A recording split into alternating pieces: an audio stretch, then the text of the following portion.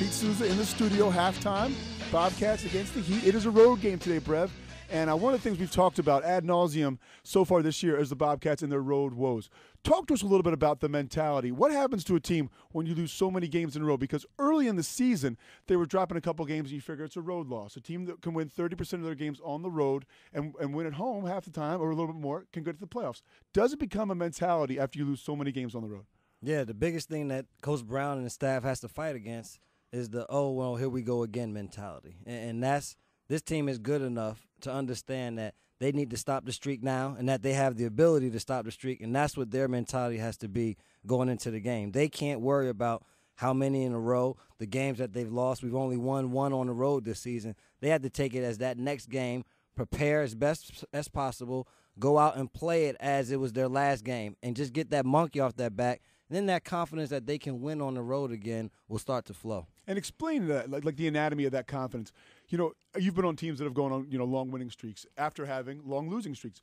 What happens when the ball starts to bounce your way, and how do you guys keep that going? Well, the biggest thing is you just have – it's a feeling. It's nothing you can put your hand on. It is just something that when that feeling occurs, you can't stop it. It's just you feel like the basket is wide as it can be. Whatever that ball hits the floor, you feel like your team is going to get it.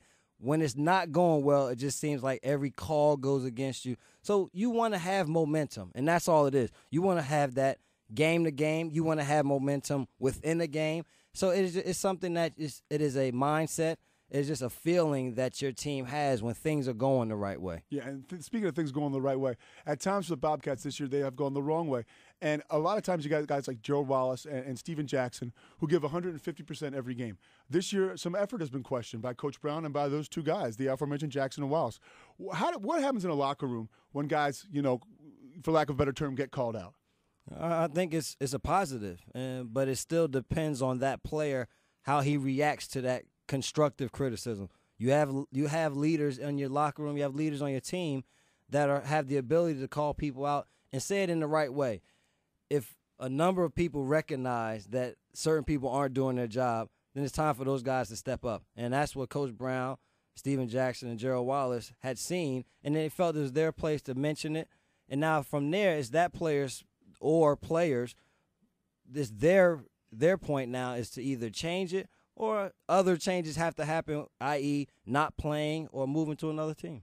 Speaking of calling guys out off the court, harken back a couple years ago when you were a veteran leader in that locker room and I was a young PR guy coming up, and there was a guy named Adam Morrison who didn't keep his locker very clean, and he would eat in the family room or in the players' lounge and wouldn't clean up, and Brevin Knight would call him out, and the delivery was such where sometimes it was a little hardcore, but Adam would get it. You were correct? Well, you have listen.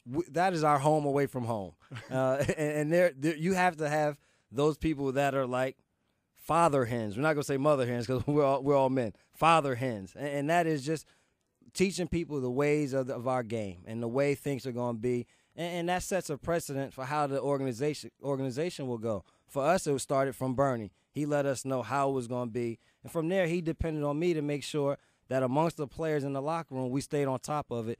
And with Adam, it was a little bit more needing to stay on top. Well, you saved him a lot of money because we were just talking earlier about Joe Sharp, the poor guy, former trainer, used to have to walk in there with a fine slip every day. And I felt bad for Adam. He was, like I said, it was an understatement to say he was messy.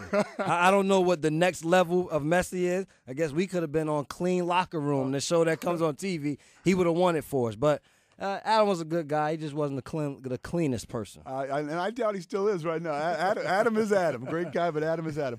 And moving on to the more locker room stuff, we've talked a lot about the addition of Steven Jackson and how it's made the Bobcats a much better team. What happens when a guy with experience on a playoff team comes into a locker room with a team that has never been to the playoffs? Oh, it just boosts the confidence of everyone else because he came from a team that was a lower-tier team. The Warriors weren't winning, and then they worked themselves up to the point where they made it to the playoffs, won playoff series, beat the number one seed Mavericks that season. So he understands what it takes to get to that level. And so guys are more apt to listen to him. They know that he's going to play hard night in and night out. So they see the determination that he has to get back to that level, and hopefully it wears on everyone else. Yeah, I mean, the one thing people don't know about Steven Jackson, or you look at him at face value, people will say, and he put it in his own term, to say he's the thug or whatever. The thing about Steven Jackson, he really wanted out of Golden State because the culture there was a losing culture. And like you said, they went to that playoff series, they won it, and then they just turned around and didn't show commitment to winning. Exactly. And I think the hunger that he has, I mean, talk a little bit about that. When a guy in the locker room has such hunger, is it kind of like, contagious? It is contagious, and it's the type of thing that the Bobcats needed. They needed some type of interjection of life, and that's what he was. He brings, like you said, his grit, determination, but he brings a playmaker that the Bobcats needed. You can relieve some of the pressure from Raymond, from DJ Augustine to have to make the plays every time. Steven Jackson can get a shot for himself, or he can get shots for others. So he's going to bring another dimension that the team didn't have. He brings size at that two-guard position that the team didn't have. So it was a great trade for the Bobcats, and I think it'll just be intriguing to watch how they grow for the rest of this season and going forward. Yeah, and the record is what it is right now, but one of the reasons that the Bobcats are doing better than they have in the past is because they're winning games early in the season. Talk a little bit about what it's like, and that's one thing Steven said. He said, you need to win in January. You need to win in December prior to January, because after the All-Star break, you don't want to play catch-up. Well, the one thing when I was playing, I try to let everybody understand is the games that we win and lose in November and December count as much as the games we win and lose in March and February. The best thing you can do is pile up as many victories as you can before the All-Star break, because after All-Star break, now the intensity picks up one more level. And so those games that you may have had a chance of winning now become that much harder to win. So if you have stocked up or banked up enough wins early in the year, those losses don't hurt you as much later. So you have to he's definitely right. You have to concentrate probably even more in the beginning of the year to stockpile wins to save yourself towards the end of the season. We talk about saving yourself. We talk about saving energy. You and I talked a little bit earlier, about a week or two ago, about teams that are doing away with shoot-around, which has been kind of textbook in the NBA. Teams always shoot around. Talk a little bit about, what will happen to a team if they don't have shoot-around, or if they do, should they or should they not, just being a former player? Well, the biggest thing for me is I think it depends on your team. It is a team decision. Yeah, I feel as though if you have veteran guys that understand what it takes to win, not just because you have years in the league makes you a good veteran. If you have people that understand what it's going to take for your team to win and they can pass that on to the rest of your team, shoot-arounds you don't need because you go over the practice before. If you have a young team, you need to have your hand on the team more often. You need to make sure guys are ready. Then shooting around is necessary. For me, for basketball players, we sleep during the day. Yeah. And so people don't know that about you guys. Exactly. So to be able to have the opportunity to sleep the entire day and then play at night, I feel a lot more energized than having to break up sleep in the middle of the day and then work on trying to get back to a nap. Because some people are not nap people. I mean, exactly, and we're going to be up late. The nature of playing, your body is still, the adrenaline is still you play 4 quarters. You're excited. You got to wind down. That takes time. Exactly. So you don't go to bed till 2, 3 o'clock. You don't want to have to get up at 10 o'clock to go to a meeting to worry about going to sleep again at 12 or 1. So it's still dependent on what team and what's the makeup of your team. Last question, I'm going to let you out of here.